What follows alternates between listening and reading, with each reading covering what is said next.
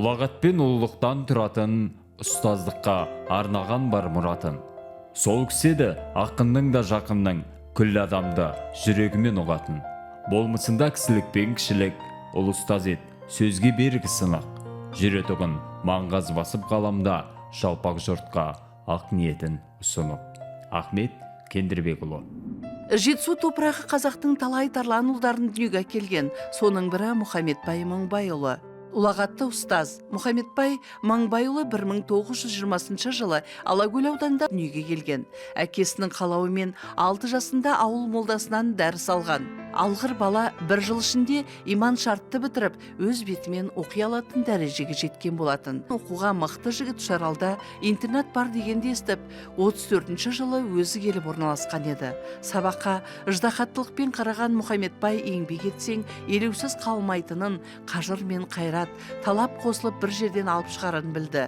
Білді де соны мақсат тұтты. Мұхамедбай Мыңбайұлы бұл кісі ұлағатты ұстаз бірінші. Ол әрқашанда сондай атақты ұстаздар, білімді ұстаздар өз орнын алады әрбір жерде, әрбір қоғамда. Өйткені қаншама шәкірттерді тәрбиеледі. Әрбір салада солардың шәкірттері жұмыс атқарып жатыр. Қазір де олар еске алып жүреді. Бірақ мен өзім Мұхамедбай ағаны осы үлкен жанұяның үлкен жүректі аға деп санаймын. О кісі жүрегі кең, өте мейірімді, өте сабырлы адам. Мұхамедбай аға өмір жолында өзінен үлкен кіші көп адамдардың мейірімі мен қамқорлығын көрген. Бір шөкім нанның қадірін, достықтың, сыйластықтың ерекше жақсы қасиет екенін терең түсініп өскен. Мұхамедбай сияқты озат оқушыларды 35 жылдан бастап аудандық оқу бөлімі сауатсыздарды оқытуға тарта бастаған екен. Білімді де білгір жігіт комсомол қатарына өтті. Аға пионер вожатый болып сайланды. Осылайша ауданның қоғамдық жұмысына белсене араласты. Алматыдағы Абай атындағы Қазақ педагогикалық институтының қазақ тілі мен әдебиет факультетін тәмамдады. Алғашқы еңбек жолын осы аудандағы бұрынғы социалды қазіргі Қайнар 7 жылдық мектебінен бастайды. Тура 20 жасқа толған шағында Мұхамедбай 17 жастағы Рахиламен көңіл қосып, жеке шаңырақ көтереді. Бақытты отбасында бірінен соң бірі 6 бала дүниеге келеді. Балалы үй базар дегендей, шаңырақта шаттық көбейіп, көңілдерде марқая түскен еді. Өмірдің соққысын көп көріп, қатарынан бірнеше дертпен алысқан Мұхамедбайдың сол ауыртпалықты табандылықпен жеңе білуіне әрдайым жылы пейілін аямай бағып күткен жұбайы Рахиланың еңбегі орасан зор. Тірлігі жақсылыққа ойысқан ағамыз бұдан кейінгі жылдары да мектеп директоры, аудандық оқу бөлімінде меңгеруші, аупарткомда бөлім бастығы қызметтерін абыройлы атқарды. Денсаулығының жылдан жылға сыр бере бастағанына байланысты өте жауапты да мәртебелі істерден Мұқан өзі бас тартып, құрылысы басталған жаңа типтегі мектеп-интернатқа өзі сұранған еді. Аудан басшылары мықты маманның сөзін екетпей, сол мектептің директоры қызметіне жібереді. 64 жылда ашылды мектеп. Сол бірінші звоноктан болса, мен осы кісінің қасында бірге істедім. Мен бұл ұстаз болғанда, ұстаздардың ұстазы. Мынандай білімді, мынандай инновация, мынандай ақылды адам мен көргем жоқ. Бұрыннан мектеп құрылысына араласып жүрген, әр істің жөнін білетін тәжірибелі ұстаз Абуховка мектебіне ауысқан жылдарыда ол ауылды көркейтуге бар күшін салған еді. Облыстық тиімді мекемелер басшыларына барып жүріп, бұл ауыл мектебіне жаңа ғимараттың қажет екенін дәлелдеді. 1973-74 жылдары бұл ауылда 970 орындық мектеп үйі салынады.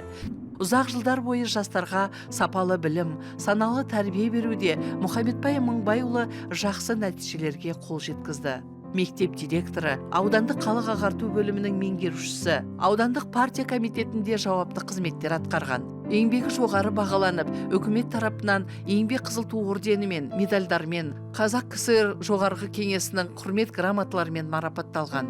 Сонымен қатар халық ағарту ісінің үздік атағына ие болып, аудандық кеңес депутаттығына неше дүркін сайланған. Алакөл ауданының құрметті азамат атанды. Әрине, бұның бәрі де еңбеккер ағаның абыройлы жұмысының нәтижесі болды. Ешқашан артық әңгіме айтпайтын, уәдесіне берік, өз ісіне барынша ыждахатты жанның шәкірттеріне деген ізеттілігі мен инабаттылығы олардың ой өрісін кеңейтіп, ізденуге, білім алуға ынталандыра түсетін. Ұстаздың сөзі мен ісі әрдайым сай болатын, өзінің көз қарасын бетке тіке айтып, батыл сөйлейтін. Қандай іске кіріссе де жанымен беріліп атқаратын, өзіне де өзгеге де қатал талап қоя білетін. Өзінің саналы ғұмырының аса бір жарқын шағы деп Дінмұхамед Ахметұлы Қонаевпен өткізген бірер күнін жиі еске алатын. Ел аралаған соңғы сапарында еліміздің қоғам қайраткері Алакөл ауданына ат басын тіреген болатын. Сонда ол адамның қасына еріп жүрген ел қарияларының бірі осы Мұхамедбай ақсақал еді. Бұл кісінің аяулылығын тағы бір дәлелдейтін күні кеше ғана бүкіл Қазақстанның тұлғасы болған ұлы тұлға Қонаев өзімен бірге Алакөлде ол сияқты адамдар жетерлік, бірақ сол кісінің қарым қабілеті, үлгі өнегесі басқаға тұлға екендігі өзімен бірге алып көлге барып, бірге дем алып жүргендігінің өзі үлкен бір жетістік деп ойлаймын.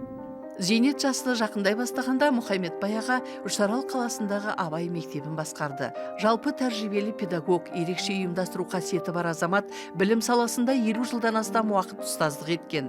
Мұхамедбай Мыңбайұлының өмірі жас ұрпақты оқытып, тәрбиелеуде үлгі болары сөзсіз. Жақсыларға жанаса түсуді мұрат тұтқан адам өз-өзін өмір бойы рухани тәрбиелей жүріп, жетілдірген жақсылығын үстемелей түсіп, жамандығын барынша тұмарлап ұстап, тұқырта жойып отыруға тырысатын. Оның үстіне адам мінезінің қалыптаса түсуіне отбасының да мол әсері болады. Отбасының іргесі берік, сенімді болса, сенің тірлігің де әрдайым әркімге жайлы болары сөзсіз дейтін Мұқаң өзін бақытты екенін өле-өлгенше жасырмай айтып кетті. Ұлдары ұяға, қыздары қияға қонды. Қазір Алакөл ауданында қоғамдық білім қоры бар. Оның жұмыс істегеніне 10 жылдан асты. Қор 4 бағытта жұмыс істейді. Дарынды жастарға материалдық тұрғыдан көмектесу, мүгедек балаларға қосымша білім беру, санаторлық демалыспен қамтамасыз ету негізгі міндеті. Құрылған 10 жыл ішінде 375 мұғалім мен оқушыға 120 миллион теңге көлемінде қаржылай қолдау көрсетілген. Мұхамедбай Мыңбайұлының атындағы мектеп-интернатында өткен жылындағы соңғы қоңырау үшаралдықтардың есінде ұзаққа қалатын сөзсіз. Аудандағы үздік білім шаңырақтарының бірі саналатын оқу ордасы 14 түлек тәмамдады.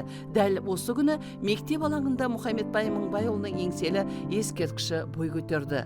Арда азаматын ардақтаған Алакөл жұртшылығының ұстазға деген құрметі ерекше. Өзі іргетасын қалаған білім ордасына елі осыдан 13 жыл бұрын атын берген болатын. Енді міне еңселі ескерткіш орнатып, есімін тағы бір мәрте жаңғыртты. Ұлағатты ұстаз сан шәкірттің зейінін ашып, саналы ұрпақ тәрбиелеу ісінде еңбектің ерен үлгісін көрсеткен. Білім мен ғылымға қосқан өлшеусіз еңбегі үшін ауданда алғашқы боп ағарту ісінің үздігі атанды. Мұхамедбай Мыңбайұлы ұстаз ғана емес, халық қамқоршысы.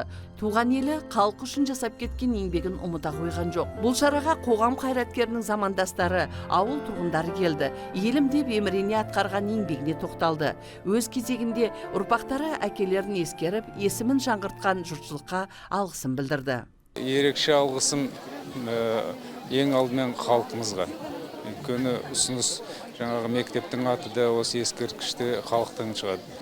50 жылдан аса тарихы бар оқу ордасы аудандағы алдыңғы қатарлы білім шаңырағы. Мұнда 300-ден аса оқушы білім алып жатыр. Олар үшін соңғы қоңырау соғылып, тағы бір оқу жылы артта қалды. Еліне үлгі болған ағартушы ұстаз есімімен аталатын бұл білім ордасын тәмамдағаны олар үшін зор мақтаныш.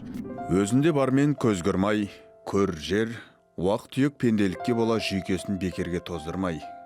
Өмірімен өнеге, тәлімімен төңірегіне үлгі бола білген азамат, өз ұстазым Мұхамедбай Мыңбайұлының өмір қырларының бір сұлбасы міне осындай еді. Ақырын жүріп анықпас, еңбегін кетпес далаға. Ұстаздық еткен жалықпас, үйретуден балаға дегенді Олабай Турам Мұқаң сияқты адамдарға ғана арнап айтқандай көрінеді де тұрады маған. Сәкен Иманасов.